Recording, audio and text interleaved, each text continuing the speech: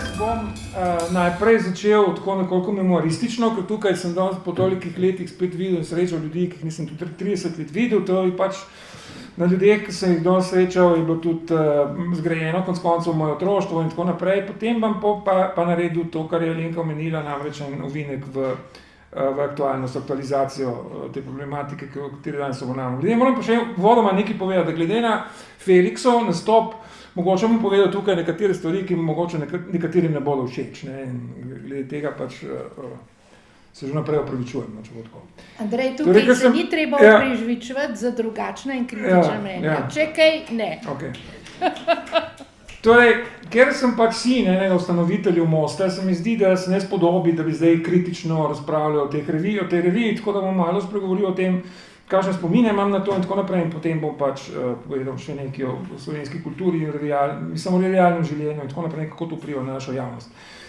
Zdaj, jaz nisem v bistvu z Mostom nikoli sodeloval, čeprav tudi gospod Vremec naj spominja, prispeval sem nekaj prevodov, sem pa bil seveda bralec Mosta in še nekaj pomembno. Namreč spremljal sem dogodke, ki so jih prirejali, ki danes niso bili omenjeni. Ne? Odvijali so se, to se Ivo Jevnikar verjetno zelo dobro spominja, v Društvu slovenskih izobražencev na legendarni ulici Donizetti se je mnogo tega dogajalo, glavno skoraj vseeno pravzaprav. In takrat je pač predvsem Most prispeval prisotnost nekaterih gostov, ki so nekako presegali to običajno polagodeno tržaško intelektualno rutino. Spominjam se Tarasa Krmavnerja, potem mislim, da bo nekdo drug spregovoril o tem, tudi o italijanskih gostih, ki pač jaz sem se namreč rodil 1 leto pred nastankom prve številke Mosta, tako da poznam bolj drugo fazo, oziroma tretjo fazo, pravzaprav Mosta prve ne poznam toliko. Ob Tarasu Krmavnerju bi te opozoril še na Arnalda Bresana, ki je tudi sodeloval, ki je bil zelo zanimiv italijanski intelektual, Gina Brazzadura, ki ga nismo omenili danes, ki bo tudi urednik, med urednike. Je napisano, to sem bral, ja. Gina Brazzadura, ki je med drugim bil reški pesnik, ne, on je sicer živel v Genovi, ampak je bil doma iz Reke, se celo naučil slovensko, tudi hrvaško in tako naprej, in tudi prevajal v slovensko poezijo, mislim, da tudi Kozbeka v italijanščino. Spominjam se tudi nekaterih zelo velikih in odmevnih dogodkov, ki jih je priredil Most, predvsem tistega v kulturnem domu, ob izidu Magrisove knjige Trstna obmejna identiteta. Tudi Magris je bil nekakšen polsodelavec Mosta, ne vem, če kdaj prispeval kaj, bil je tudi povabljen na ta simpozij, sam je pač mi odpisal, da je preutrujen, prestar in da se pač ne podaja na take poti in tako naprej. Zdaj, to srečanje se je odvijalo v dvorani Kulturnega doma v Trstu, ki imam zelo dobro v spominu. Tam je na tistem srečanju sta tudi nastopila Pahor in Rebula, zelo kritično, zaradi tega, ker sta bila po njunem mnenju sami knjigi nista bila pravilno predstavljena, nista bila zadovoljna s tem, kako je pač Magris predstavil slovensko kulturo. Tudi nad Koseskim sta se blazno spotikala, češ da je bil omenjen in tako naprej. Potem se seveda spominjam obiskov Mostovcev pri nas doma v Barkovlja, delanja Mosta, tako kot so se izražali takrat Vladimir Verenc in Mojoče, in tudi na občinah, naših obiskov na občinah. Potem raznih obiskov Felixa Bistra na Dunaju, nekoč, ko sem bil še otrok. Potem obiska nekoč, se spomnim, sem svojega očeta na Hecu, sem začel brati Fulvija Tomico, da sva šla obiskati Fulvija Tomico v Juricane, ker je on pač imel svojo počitnico, oziroma je dobil nazaj svojo nacionalizirano hišo in pol je tam živel in imel tudi en vinograd, pa tisto vino svojo proizvajal, ker je bilo nepitno med drugim, ne, ker pač ni bil vinar. Potem seveda samih obiskov pri nas doma, reškega pesnika Brazzadura, Jolke Milic, seveda v Sežani, poti v Ljubljani k Marjanu Rožancu in tukaj sem hvaležen gospodu Vrencu, da je omenil Tosena Hočevarja, ki sem ga pozabil, jaz omeniti si tukaj zapisati, ki je bil, moram pa pač gospoda Vrenca popraviti, on ni bil iz Tallahassee na Floridi, tam je imel počitniško hišo, stanoval je pa v New Orleansu, tudi njega smo obiskali v New Orleansu. Nekaj časa je bilo tudi prišlo do tega, da bi jaz nekako prevzel redikovanje Mosta, potem pač do tega ni prišlo, bolj zaradi moje lagodnosti, recimo temu tako, no. Ampak kot koncev tudi prav tako, no, mislim, ne vem, če je to dobro, da prevzameš uredništvo revije svojega očeta in tako naprej, se mi zdi to. Zdaj, nekateri kar celo državo prevzame po svojem očetu, sam to. Ta praksa da bi obstala še tukaj, pa upam, da smo bomo prekinili s tem, no. Zdaj, glede samega mosta pri nas doma, moj oče je imel delovno sobo, v kateri sta se z Vladimirjem vezo zapirali in potem je on pripeljal svojega sina Andreja, ki moj slovenjak nam, v glavnem midva sta igrala košarko zunaj na vrtu, ona sta pa delala most. Ne. In tam je pa obstajala ena knjižna polica in tako da bom pač povedal nekaj o zalivu, kako sem prišel v stik z zalivom. In na tistih, takrat je obstajala tista navada pri slovenskih revijah, da si, če si izdajo revijo, si potem postavil drugim v zamenjavo. Ne? Yes. Ker ne, če postaviš še vedno, verjetno ne. In takrat tako, da se je pol ta naša polica polnila z Medobjem, Mladjem in tako naprej, zelo malo je bilo menjeno. Mladje je bilo meni zelo všeč. Mislim, literarno, ko sem začel takrat literaturo ukvarjati, mislim, da najboljša literatura izhaja takrat v Mladju. In zaradi sem bral tudi Medobje, takrat se spomnim, v spominu sem vtisnil na to, da sem prvič videl fotografijo Andreja Rota. In je danes še vedno taka, ker že bil na tisti fotografiji pred 30 leti. Potem seveda se spominjam te polemike med Borisom Pahorjem in mojim očetom, ki je šla v tem zborniku, ki ga je zbral Tomaž Ivešič, v nacionalnem vprašanju. Seveda takrat sem se odločno postavil na pač Pahorjevo stran, češ da našemu staremu končno en povedal, kar mu gre, ne, in sem bil zelo zadovoljen. Zdaj potem je šla v zborniku Nove revije in sem jo ponovno prebral. In moram povedati, da stališča mojega starega se mi ne zdi več tako brez veze, kot so se zgodila takrat, ampak sem še vedno na Pahorjevi strani. Še vedno daje njemu prav. Obenem je stala še neka razsežnost pri mostu in potem... in tako sem se spoznal tudi te revije in tudi Zaliv, ker pač je bil na tisti polici, so bile številke Zaliva. Zdaj, še neka razsežnosti v tem. Takrat sem se začel ogrevati za literaturo. In seveda sem tako zelo boemsko zavračal svoj milje, oboževal sem avtorje, kakšne so Dostojevski, Joyce, Faulkner, Shakespeare, Musil, Proust in tako naprej. In jaz sem si vedno mislil, lahko je njim pisati, če živi v Mississippiju, mislim, kaj pa lahko pišemo v tej greznici, v kateri smo, pa sem preko teh revij videl, da se da tudi tam nekaj o tem napisati, da ni ravno tako. No. In druga stvar, ki se mi zdi pa, ki tudi dosti ni bila poudarjena, je to, da takrat, ko sem začel spremljati v 70-ih letih, se je uveljavil, in s tem je tudi povezana ta predstavitev Magrisove knjige, začel uveljavljati ta srednjeevropski, prej Felix omenil besedo Weltanschauung. To je postala, začel se je takrat uveljavljati en tak tok v tej prisilno italijanizirani tržaški kulturi ponovnega odkrivanja tega srednjeevropskega prostora. In uredništvo Mosta je takrat stopilo v dialog s temi ljudmi, tudi s Claudiom Magrisom, in tudi ti italijanski sodelavci Mosta so povezani pač s tem, in takrat je recimo ta beseda, jaz se spomnim, Srednja Evropa oziroma Trst kot srednjeevropsko mesto, je ta beseda Weltanschauung, ki je v bistvu ne svetovni naziv, ampak ne pomeni čisto to, je postala v bistvu beseda, ki se uporablja tako pogovoren, prav gostilni, v pogovoren jeziku, vsak je uporabljal to besedo zaradi tega, ker je pač začel Trst odkrivati tudi te svoje druge korenine. Torej, zdaj prejdemo malo k aktualizaciji. Zdaj, do te aktualizacije teh dveh revij bom šel prek nekega ovinka, ki ga bom sklenil z aktualizacijo. Zdaj, eden izmed prejšnjih prispevkov, gospod Peterleta, ki je odšel, je bil rob, ki je postal sredina. In zdaj ga bom malo poskušal parafrazirati o tem, da bi se morali danes vprašati. In potem tudi bom malo nekaj povedal o tem, zakaj. Kakšna je pravzaprav ta naša sredina. Zdaj, če se ozremo na njo iz perspektive Mosta in Zaliva, ta ocena o današnji sredini, se pravi tega, kar se dogaja v tem mestu tukaj, ni najbolj laskava, trenutno. Glede, če se osredotočimo oziroma omejujemo samo na kulturo. S tem, z našo sredino mislim predvsem na najbolj celovito predstavo naše skupnosti, ne glede na področje njenega delovanja, ekonomija, družba, politika, znanost in tako naprej. S tem, pri čemer je naša specifika, nacionalna specifika v tem, da na to sredino je vedno vsestransko in odločilno vplivala naša temu, čemu bi lahko rekli, visoka kultura. In v bistvu visoka kultura je pri nas ustvarila slovenski kozmos, temu, kar lahko rečemo slovenski kozmos, in v bistvu ga tudi zdaj trenutno spodkopava. Ga poskuša na vse načine prizadeva, da bi ga spodkopala. Zdaj, kakšna in kako je pravzaprav in kakšen je slovenski kozmos, ki je ustvarila slovenska kultura, predvsem tista, ki je dosegla svoj ustvarjalni vrh v 70-ih letih minulega stoletja in ki je potem v času, ki je dozorela pravzaprav v tisti dobi, in je potem v času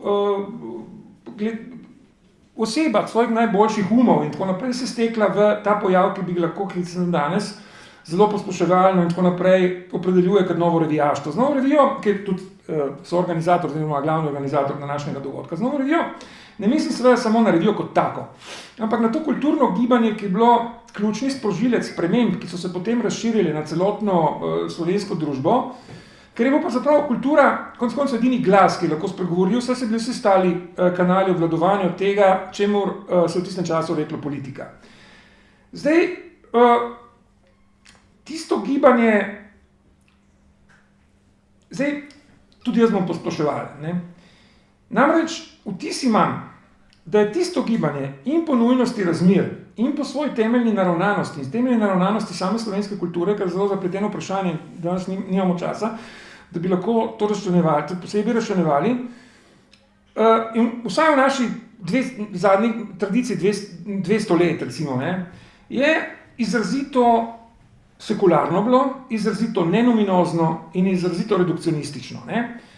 Tako, da imam vtis, da so naše nelaskave razmere, ki sem jih prej omenil, v nekem pogledu posledica te naravnanosti in seveda ob drugi pojavi, kot so globalne razmere, seveda hiperinformacijska doba in tako naprej. Zdaj, jaz imam vtis, če mi je dovoljeno, da sem nekoliko beloster, da so akteri, ki so izpeljali slovensko osamosvojitev, hvala Bogu, da je gospod Peterle odšel, ne, to slišal, to storili v imenu vrednot sekularnega liberalizma, kar Felixu ne bo všeč, ne, ter ga istovetili samim pojmom parlamentarne demokracije, oziroma demokracije kot take, oziroma tega s tistim sintagmo, ki se je takrat uporabljala, demokracije zahodnega tipa. V bistvu imam vtis, da je slovensko održavljanje, in to je v tem tiči ena blazna njegova, recimo v tem tako narekovajih, napaka, se sicer ni tako začelo, ker zdaj marsikdo bo rekel, pa se v Novi reviji so objavljali tudi katoličani, se objavljali tudi, to je vse res, da to po mojem ni trend, ki je prevladal v njej. O tem bilo treba seveda voditi enkrat podrobnejšo analizo, ne? Ampak se je to gibanje končalo kot neka vrsta redukcija celotnega slovenskega kozmosa. In imam vtis, to je zgolj moja hipoteza, ne, seveda, da se ta stihijski proces, ne, ki je v bistvu inherenten v vsaki redukciji, nadaljuje še dan danes. Zdaj, najnazorneje po mojem je to, da pojasnim za eno primerjavo. Namreč med enim pojmom, ki je bil skoraj glavno orožje, ki ga je takrat uporabljala slovensko osamosvojitveno in tudi demokratizacijsko gibanje, med civilno družbo in starolinskim pojmom pietete, se pravi pietas. Ne? In še enim pojmom, ki ga bom potem obravnaval pozneje. Zdaj, razsvetljenski pojem civilne družbe, ne, ki ga je tedanja disidentska srednja povsem upravičeno postavila nasproti holistično totalitarni državi in kar je bilo v tistem času popolnoma utemeljeno, to da imam vtis, da je pri tem šlo za nekakšen račun brez krčmarja. Civilna družba je bila v tistem času prostor najvišje mogoče svobode, oblike svobode, za katero seveda jamčijo pravna država in druge inštitucije in tako naprej. Ne? Zdaj, težava je nastala v trenutku, ko je ta pojem pridobil neko civilizacijsko razsežnost, ki mu po mojem mnenju ne pritiče. Zato, ker pač ta pojem je zelo osredotočen na en produkt naše zahodne civilizacije, samo na en segment pravzaprav naše zahodne civilizacije. In pojem civilne družbe v bistvu lahko pripišemo konec koncev Rousseauovemu kontraktualizmu. Ne? Civilna družba je izrazito pogodbena tvorba, se pravi, da gre za neko utopično skupnost, ki se izoblikuje na osnovi svobodne volje posameznikov v enem tanko določenem časovnem razdobju, ki je stoveten v glavnem s časom, v katerem se tista pogodba sklene. Ne? In potem pač deluje naprej, oziroma vprašanje, če lahko deluje naprej. Ne? Zdaj, tega vzorca ne moremo nastegniti na celoten pojem civilizacije. In zdaj, to, kar sem prej imenoval slovenski kozmos, lahko v nekem pogledu imamo za neko obliko mikrocivilizacije v okviru zahodne, celotne te makrozahodne civilizacije. Zdaj, civilna družba, ne, in vsi njeni izrastki, to je tisto, kar bo najbolj sporno, kar bom zdaj rekel, ne, in v univerzalizaciji svojih načel. In največja univerzalizacija teh njenih načel je po mojem ideologija, ravno ideologija človekovih pravic, ne, izobčuje iz kozmosa slovenske mikrocivilizacije tisto, kar jo tvori. Se pravi, presežnost spomina, ki mikrocivilizacijo dvigne na presežno raven glede na trenutno danost. Ne. Zdaj, malo bom jaz zdaj poskusil speljati, jaz sem prepričan konservativec, tako da mi kot konservativci, pač slovenska desnica tako redko pride do besede, ne? Mislim, taka, ki ni strankarska, tako redko pride do besede, da bom malo si tle dovolil, da speljem vodo na svoj mlin, ne? Tudi ideološko. Zdaj, oče konservativne filozofije, in ki je tudi moje prepričanje, je Rousseau, to je Edmund Burke, ne? Je Rousseau del civilne družbe pač na to idejo odgovoril takole, super, ne? Sklenemo družbeno pogodbo, ampak seveda moramo jo skleniti tudi z vsem tistimi, ki so preminuli in tisti, ki niso še rojeni. Ne gre zgolj za pogodbo, ki jo sklenemo s tistimi, ki so z nami sočasni. Ne? To konservativci imenujemo predsodek. Zdaj, predsodek pa razumemo, oziroma on ga je pravzaprav imenoval predsodek. Ne? Razumemo kot eno epistemološko entiteto, ki posreduje neko nakopičeno kolektivno znanje, ki deluje kot gonilna mikrocivilizacijska sila. Seveda družba, taka vrsta družbe, ne, razumljena kot mikrocivilizacija, ne more biti naravnana zgolj kontraktualistično, ker 90% njene vsebine, oziroma pravzaprav substance, je sestavljena iz elementov, s katerimi ni mogoče skleniti nobene pogodbe. Ne. So dani že vnaprej. Jih lahko sprejmemo ali pa zavrnemo, kar se da zamejski Slovenci zelo dobro poznamo, to je pojav asimilacije. Ne. S tem bi jaz povezal še en pojem. Ne? In to je seveda, to je ta pojem pietete, ki bom pojem malo bolj poskušal pojasniti potem.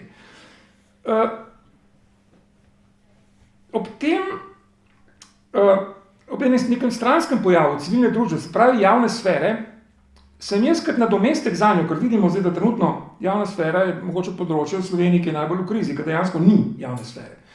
Je ravno zaradi tega, ker je bila povezana s tem pojmom civilne družbe, v tem zvezi sem jaz skoval izraz agoretičnost, ki je po mojem rešitev iz te zagate, ki je skoval seveda iz besede agora ali agora, ne, ki ga v skladu z konservativno filozofijo razumem kot v bistvu neke vrste nasprotje javne sfere.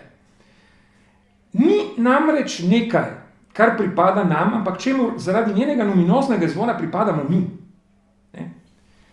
In v nasprotju s tem slovenska kontraktualistična, redukcionistična mikrocivilizacija, ki temelji na načelu svobodnega odločanja, povzdiguje v bistvu edino družbeno načelo, pač to svobodo odločanja. Zdaj,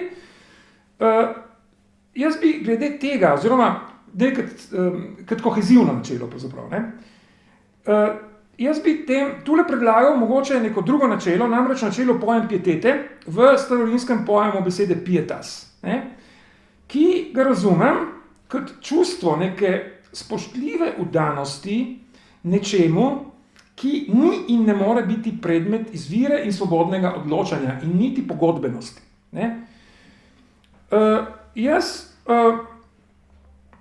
vidim kot enega temeljnih vzrokov za krizo, v kateri smo se znašli, ravno v ekstenziji kontraktualizma na področje, ki jih ni mogoče pogodbeno definirati, in to ustvarja našo čedalje bolj naraščajočo družbeno disfunkcionalnost. Zdaj, ta ekstenzija, ne, vsako se bo zdaj vprašal, kaj ima to, kjer veze ima to sploh z mostom in zalivom. Ne.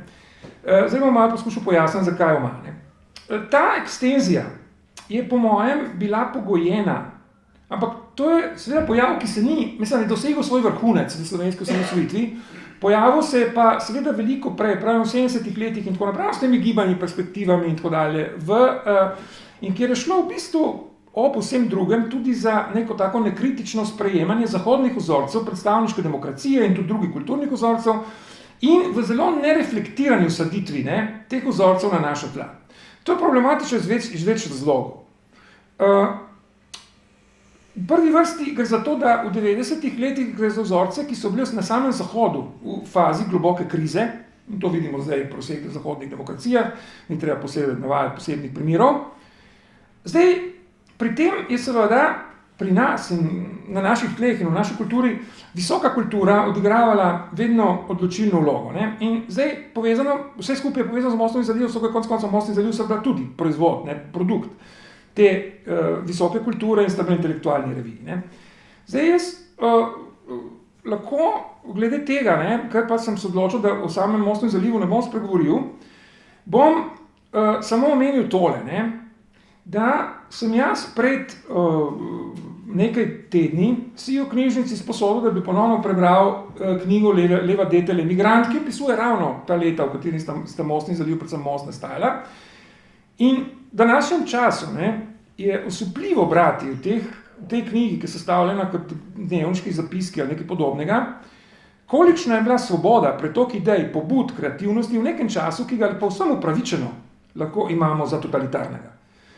Navedel bom samem primer, o čemer smo se pogovarjali tudi prej med kosilom, z nekaterimi, da bi, če bi danes v slovenski kulturi nek dnevničar pisal o svojih sodobnikih, tako kot piše Detelja v tej knjigi, bi bil zavedno izobčen iz slovenske kulture. Mislim, ne bi nobena založba, ne na desni, ne na levi objavila več nobene njegove knjige. Ne? Ker slovenska kultura je še vedno element, ki ustvarja višjo raven naše zavesti. Jaz mislim, da je to nekaj, na čemer bi se morali zelo globoko zamisliti. Ne? Ker drugače bomo obtičali v neke vrste greznici brez kakršnekoli visoke ravni. Zdaj, posledica te redukcije je seveda, kot sem prej omenil, bila tudi ta duh, ki je nekako privedel ki se je porodil pravzaprav v slovenski kulturi in je privedel do slovenskega oddržavljanja. In jaz mislim, da je šlo za eno gibanje, ki je poudarilo, oziroma da nam je to gibanje podarilo pravzaprav neprecenljivi dar osebne svobode, vendar je hkrati, in to je tisto, na čemer bi se morali zamisliti, v nekem pogledu skrčilo na svet, na instrumentalno funkcionalnost nekih zgolj političnih meja. In jaz mislim, da bo naloga, tako da ne bom tako črnogled, da bom zaključil malo optimistično, ravno naše visoke kulture, da ta urok razbije. Vsaj ena izmed nalog slovenske visoke kulture je, da ta urok razbije in pripusti k naši dejanskosti tudi našo mikrocivilizacijo v njeni celovitosti. Ne? In tule bi rad poudaril eno misel, na katero sem jaz zelo navezan, da to mora imeti in ima predvsem emocionalno vrednost. Ne? Skratka, če ne bomo čutili ljubezni do tega, kar smo, temu, čemu konservativci pravimo oikofilije, do svojega doma in tako naprej, pač iz te krize ne bomo morali izstopiti. In zdaj mislim, da pri tem odigrava seveda, ker pač pri tem odigrava veliko vlogo presežna razsežnost spomina, mislim, da sta nam reviji, kakor sta Most in Zaliv, lahko neprecenljivo pomoč. S tem sem zaključil.